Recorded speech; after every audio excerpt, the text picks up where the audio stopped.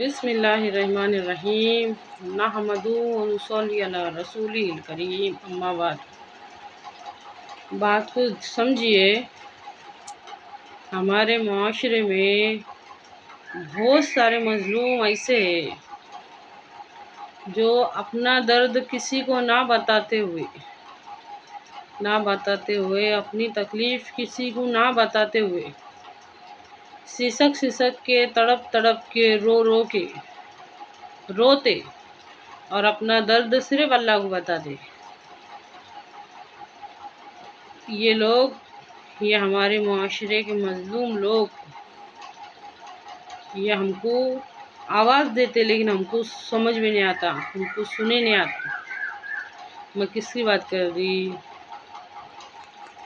ایسی مظلوم عورتوں کی، ان مظلوم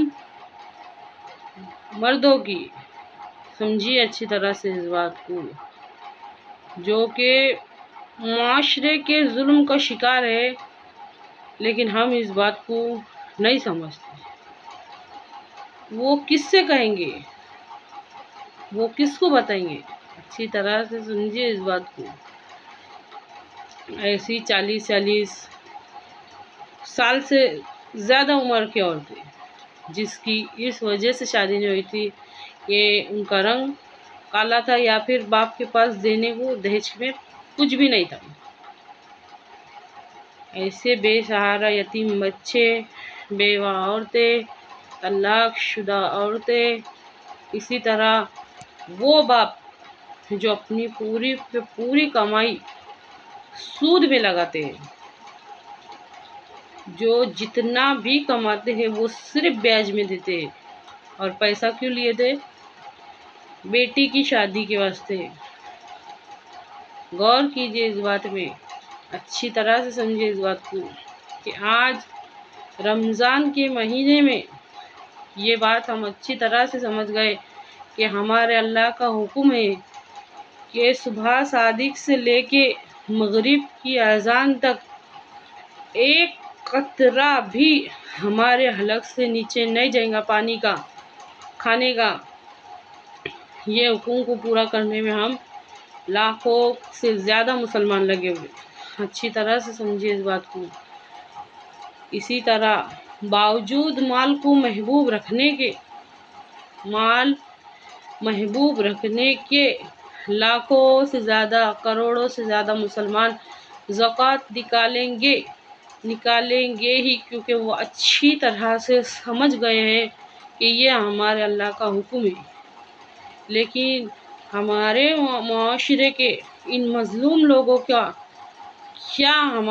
کیا کرنا چاہیے، ہم کو ان کی مدد کیسے کرنا چاہیے، یہ ہم کو نہیں سمجھ رہا۔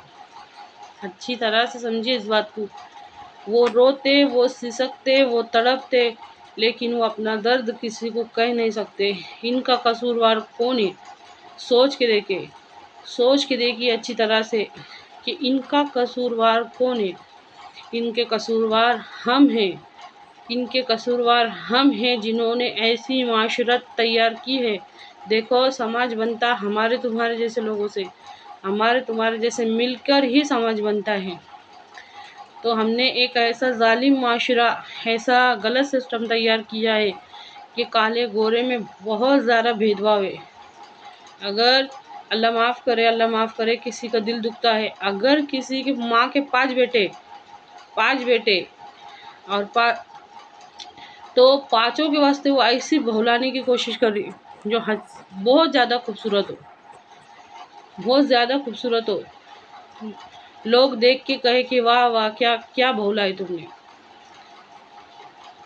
صرف اور صرف چمڑی دیکھ کے۔ اچھی طرح سے سمجھیے میں کیا کہنا چاہ رہی ہوں۔